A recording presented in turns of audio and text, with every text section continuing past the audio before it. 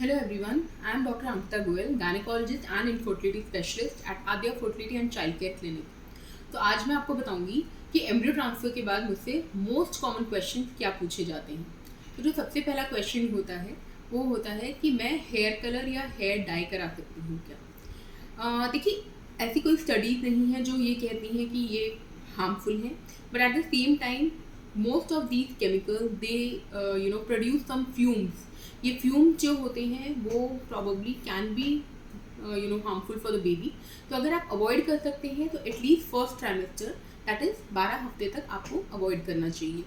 और आप मतलब एम्ब्रियो ट्रांसफर के बाद अगर हेयर कलर या हेयर डाई अवॉइड कर सकते हैं till your first trimester then that is best. जो सेकेंड क्वेश्चन होता है वो होता है कि हम अपने नेल्स करा सकते हैं क्या।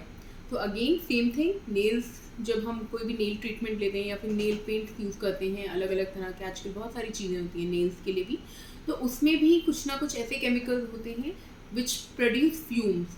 अगर आपको बहुत ज़्यादा है कि करना ही है, यूज़ ही करना है, देन आई विल से कि एटलीस्ट एक वेल वेंटिलेटेड रूम को यूज़ करना चाहिए, वहाँ पे ये ट्रीटमेंट होना चाहिए। Now third question is about कि हम सेक्शुअल इंटरकोर्स कर सकते हैं क्या।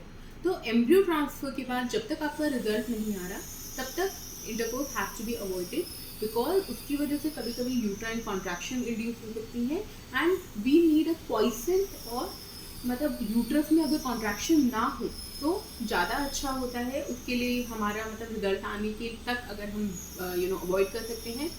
अदरवाइज ऑल्सो फर्स्ट ट्राइमेस्टर में भी अवॉइड कर सकते हैं तो करना चाहिए। Second trimester and third trimester are safe for your intercourse. Then the fourth question which is asked is alcohol.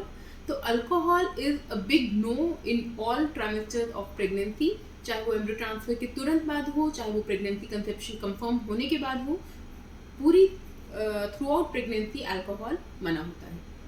जो फिफ्थ क्वेश्चन होता है वो होता है कि हम वैक्सिंग करा सकते हैं क्या। तो वैक्सिंग इज सेफ, यस आप वैक्सिंग करा सकते हैं। और कुछ लोग ये भी पूछते हैं कि हम ब्लीच करा सकते हैं क्या। तो देखिए, ब्लीच में भी कुछ केमिकल्स होते हैं, अगर आप वो भी अवॉइड कर सकते हैं for the first trimester then वो ही सही रहता है। तो ब्लीच भी आपको फर्स्ट ट्राइमेस्टर तक अवॉइड करना चाहिए। आई होप मैंने आपके कुछ डाउट्स क्लियर किए हैं।